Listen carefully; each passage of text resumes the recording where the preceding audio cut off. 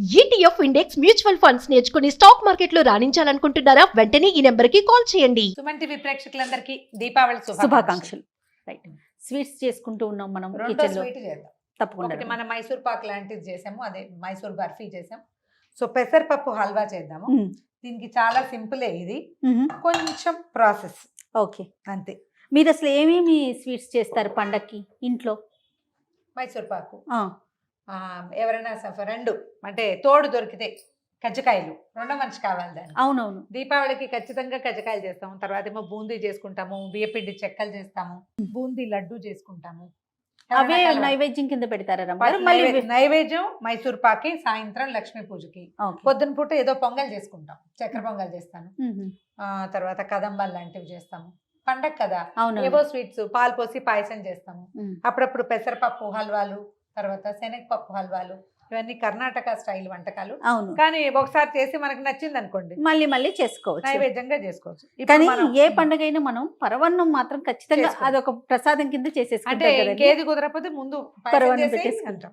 ఈసారి ఏం చేద్దామంటే పెసరపప్పు హల్వా, ఇది ఇంతకు ముందు ఒకటి చేసాం మనం, పాత ఒక స్టైల్లో ఒకటి చేసాం. ఇది ఇంకొంచెం రెఫర్డ్ వెర్షన్ అనుకోండి, కాస్త బెటర్ వెర్షన్.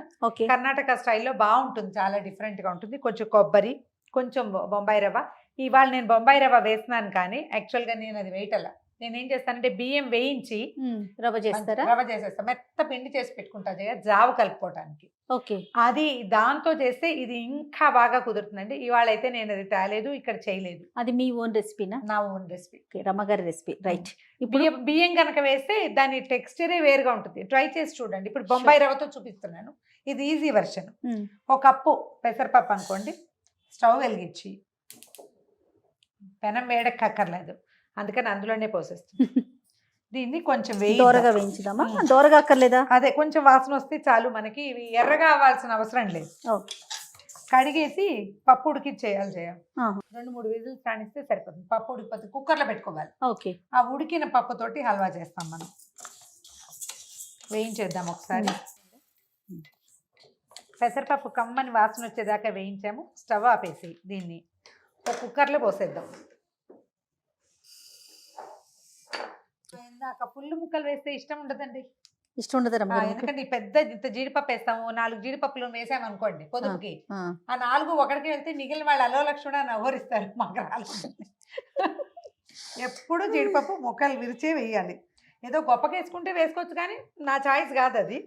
పప్పు కడిగేసి కుక్కర్ పెట్టేసేద్దాము. ఒక 3 విజిల్స్ హై ఫ్లేమ్ మీద రానిస్తే సరిపోతుంది. పప్పు మునిగేదాకా నీళ్ళు పోస్తే సరిపోతుంది. పెద్ద కొలత ఏం లేదు జయ, పప్పు మునగాలి అంతే. కడిగేసేయండి.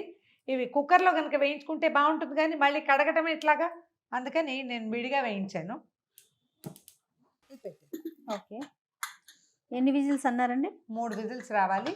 ఇప్పుడు 1 కప్పు పెసరపప్పు కదా, ఇంచుమించుగా 2 గ్లాసుల బెల్లం. ఈ బెల్లాన్ని ఏం చేద్దామంటే కొంచెం కరగబెట్టుకుందాము. లోపల అది అయ్యే లోపల ఇది కూడా అయిపోతుంది. ఓకే అండి, దీనికి కూడా కొలత ఏం లేదు, నీళ్లు సుమారుగా పోస్తున్నారు. 1 కప్పు నీళ్ళు అలా పోసుకుందాం. బెల్లం కరగటమే మనకి ఇంపార్టెంట్, పాకం లేదు. అదేలేండి, కొంచెం కరగాలి. అందులో ఏమైనా ఇసుక, మట్టి, గడ్డి గాదము వ్యవహారాలు ఉంటే తిరగపోసి వడపోసి ఇలాంటి కార్యక్రమాలు చేయాలి, తప్పదు. అది కుక్కర్ చల్లారిపోయింది. సో పప్పు ఉడికిపోయింది. అవునండి, దీన్ని మెత్తగా ఎంపేయకూడదు, కొద్దిగా చూడు, కొంచెం చాలా అలాగా ఎంపేసి పక్కకు పెడదాం. దీన్ని మరి సొద్ద అయిపోతుంది. చాలా అట్లా 3 విజిల్స్కే మనకి చిన్న కుక్కర్లు బాగా వస్తాయి చేయ. అవును, పక్కన పెడదాం. ఇప్పుడు ఏం చేద్దాం అంటే ఒక ప్యాన్ పెట్టుకుందాం. మనం ఎందులో హల్వా చేయదలుచుకున్నామో అది వెడల్పాటిది, మందపాటిది పదార్థం. మరి కొంచెం చిన్న కప్పు అనుకోండి, ఇంత దక్కర్లా. కొంచెం పెద్ద కప్పు కదా, కాస్త పెద్దది కావాలి. దీని లెక్క ఏంటంటే మనం ఒక పావు కప్పు, మనం వేసిన కప్తో పావు కప్పు బొంబాయి రవ్వ. నేను మళ్ళీ చెప్తున్నాను, బియ్యం వేయించి పొడి చేసుకుని దాంతో చేయండి, ఇంకా బాగుంటుంది. ఓకే, తర్వాత ఒక హాఫ్ కప్పు కొబ్బరి, పచ్చి కొబ్బరి. తర్వాత దీనికి మనం పప్పు ఎంత పెట్టుకున్నామో అందులో సగానికి నెయ్యి కావాలి, పోసేద్దాం ఇందులో. ఇదే నెయ్యి, ఇంకేం వెయ్యం పైన, దీంతో అయిపోతుంది. సరిపెడతారు. నెయ్యి కొంచెం వేడెక్క నుంచి ఇందులో మనం వేయదలుచుకున్న జీడిపప్పులు, బాదం పప్పులు, కిస్మిస్లు, పిస్తాలు ఏం వేయదలుచుకుంటే అవి ముందు వేయించేసి పక్క పెట్టుకోవాలి. ఓకే అండి. అప్పుడు మనం మళ్ళీ రవ్వ కొబ్బరి వేయించి పప్పు వేయించుకునే పని చూద్దాం. ఓకే అండి. కానీ మీరు ఎంచుకునేవి కూడా భలే ఎంచుకుంటారు రమ్మ గారు. అసలు నెయ్యి పోసే కార్యక్రమమే కదా. పదార్థాలు చాలా వీడియోలు చేసేసామా ఇప్పటికి. చిట్లతో అనమాట కొద్దిగా పర్వాలేదు. ఓకే వేసేయండి అండి. జీడిపప్పులు వేయించేద్దాం మొదట. జీడిపప్పులు ఒకటే వేస్తున్నానండి. నేను చెప్పా కదా బాదాంలు కిస్మిస్లు మన ఇష్టం ఏమైనా కావాలంటే అవి వేసేసుకోవటమే. బాదం పప్పుల్ని ఒక అరగంట గంట నానిస్తే తోలు వచ్చేస్తుంది. సన్నగా చీలికలు చేయండి. ఈ హల్వాలలో జీడిపప్పు కంటే కూడా బాదం ఎక్కువ రుచిగా ఉంటుంది. అవును, పైన వేయాలి కదా రమ్మగారు. హల్వా అంతా అయిపోయాక వేసుకుంటే మనకి మధ్యలో ఒక స్పూన్ తింటుంటే ఒక గుటకలో ఒక 4-5 సన్న బాదం పప్పులు తగిలితే ఎక్కువ రుచి, చీలికలు తగిలితే బాగుంటుంది. అంత కింద పడతాయి. అవును, అవి ఎక్కువ రుచిగా. లక్ష్మీ పూజ మీరు ఎప్పుడు చేస్తారండి? సాయంత్రం అమావాస్య సమయంలో అప్పుడు చేసుకుంటారు. వారు జపం చేసుకుని ఆయన పూజ అయిందే. నేనేమో అన్ని తయారు చేస్తుంటాను. దీపాలు పెట్టుకుంటాము. అమావాస్య సమయం కదా, దీపాలు పెట్టుకోవటము. అది ముందు ఇంట్లో దీపారాధన చేసాక ఆయన పూజ చేసుకుంటారు, నేను ఈ పనులు చేసుకుంటాను. ఈ దీపారాధన అయ్యాక అప్పుడు హల్వా కూడా అది మన మైసూర్ పాక్ చేసేస్తాను అనమాట. ప్రమిదలు పెడతారా రమ్మగారు? ప్రమిదలు పెడతాను. వాకిట్లో ముగ్గేసుకోవటము. ప్రమిదలు ముందు రోజే కడిగి పెట్టుకుంటాను. ప్రమిదలు నీళ్ళలో నానబెడతారా? నీళ్ళలో నానబెడతాను. కొత్త ప్రమిదలు ఒక పూట అంతా నానబెట్టి తర్వాత చేస్తాను. పాత ప్రమిదలు ఉంటే అవి కూడా కొంచెం సర్ఫ్ నీళ్ళల్లో వేసేసి ఒక పూట ఉంచి కొంచెం వాష్ చేస్తే అవి కూడా ఫ్రెష్గా ఉంటాయి. తీసేద్దాం. పంపులు వేగినాయి. నేను అసలు చిన్న స్పూన్ తో చేస్తాను ఇలాంటి పనులు. అవును, నేను చూస్తా ఉంటా కిచెన్ వీడియోస్ మీవి. కొన్ని చిన్ని స్పూన్ తో తిప్పేస్తా ఉంటారు అనుకుంటా. అది ఏమిటో అదొక అలవాటు అనమాట. కాలదా అసలు ఎట్లా వీలవుతుంది అనుకుంటా. గబుక్కుని మొదలు పెట్టాను అనుకో పని దాంతో, ఆ తర్వాత మళ్ళీ అది తీసేసి ఇది వీలుగా లేదని ఇంకోటి పెట్టి అన్ని గిన్నెలు చేయడం ఇష్టం ఉండదు. ప్రధానంగా అనుకుంటారు అమ్మగారు. వీడియోలు చూస్తాను మీవి. ఆ గరిట ఇచ్చేది నా చేతికి. ఇప్పుడు ఏం చేద్దామంటే ఒక 1/2 కప్పు బొంబాయి రవ్వ ఇందులో పోసేద్దాం. రవ్వ కదా, సో క్షణాల్లో వేగిపోతుంది ఇది. దీనివల్ల ఈ హల్వా శుద్ధలా కాకుండా కొంత క్రంచీ రుచి వస్తుంది అన్నమాట. నేను వేయించి పొడి చేసుకున్న బియ్యపు పిండి లేదు, ఉంటే నేను పట్టుకొచ్చేదాన్ని. అదేలేండి, టేస్ట్ చాలా బాగుంటుంది అనుకుంటా. చాలా సార్లు చెప్తున్నారు. మీరేం చేస్తారు దాంతో? బీప్ రవ్వని వేయించుకుని సీక్రెట్ రెసిపీ ఏదైనా చేసేస్తున్నారా? జావ చేసుకుంటాను. జావ తాగుతారా? రాత్రిపూట జావకి బాగుంటుంది. ఒక్కో రోజు రాగిపిండి తాగలేకపోతే ఆసక్తి లేదు అంటే కొంచెం వీక్ గా ఉంది ఫీల్ అయినప్పుడు బియ్యపు రవ్వ జావ. పొద్దుటిపూట కూడా బ్రేక్ఫాస్ట్ బదులు బియ్యపు రవ్వ జావ. ఇంకేమైనా కలుపుతారండి? ఏదో కాస్త మజ్జిగ. ఓకే, వేగిపోయింది చూడు, కనిపిస్తుంది క్షణాల్లో వచ్చేసింది. నెయ్యి బయటకు వచ్చేసింది. మనం కొబ్బరి కొంచెం తీసి పెట్టుకోండి. పచ్చి కొబ్బరే బాగుంటుందండి. ఈ మన పౌడర్ ఇవి దొరుకుతాయి కదా ఇప్పుడు ప్యాకెట్లలో దొరికేస్తుంది, అదంత రుచిగా మాత్రం ఉండదండి. ఒక రకమైన పాత వాసన ఉంటుంది దానికి. అది వద్దనే చెప్తా నేను. కొద్దిగా వేగనిస్తే బాగుంటుంది. కొబ్బరి కూడా చిన్నప్పుడు కాల్చేవారు రమ్మగారు?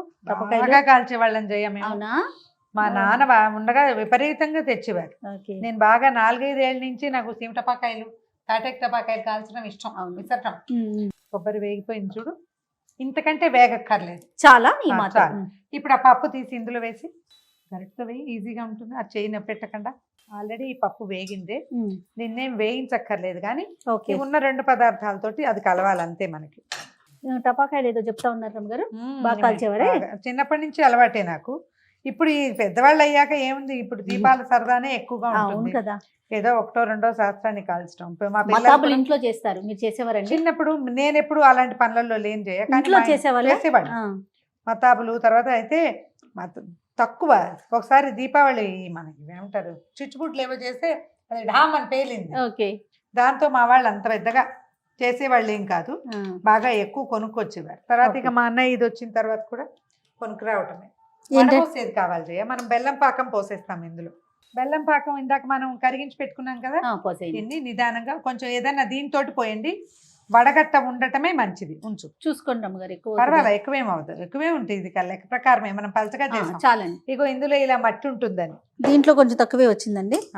ఇప్పుడు ఏం చేద్దామంటే అలాగా ఈ పిండిని ఇందులో కలిపేసేయండి. ఓకే, ఈ కాస్త నిదానంగా చేయవలసిన పని మీరు కదుపుతుంటే మెల్లిగా కలిసిపోతుంది.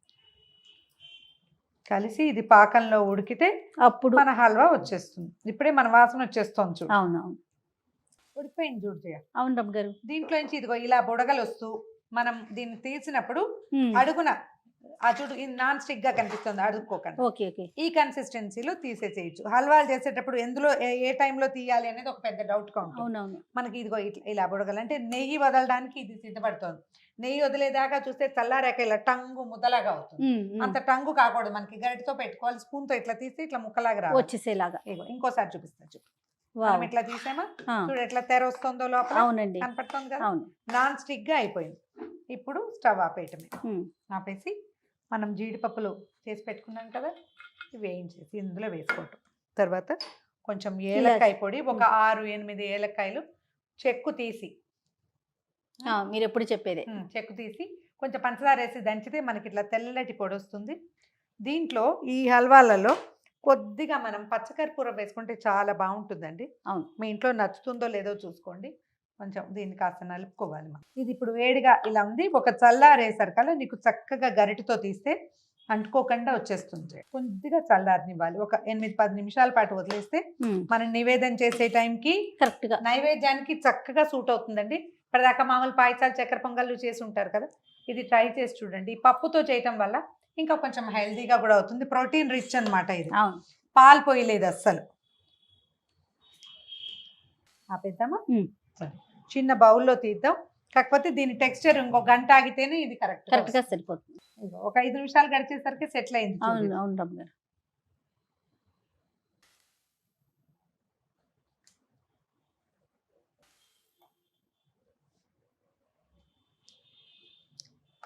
మనం ఏం చేయొచ్చు అంటే ఒక బౌల్లో 2 జీడిపప్పులు వేసి చిన్న బౌల్లో వేసేసి ఒక 7-8 బౌల్స్లో వేసి పెట్టేసామనుకో చల్లారిపోతుంది.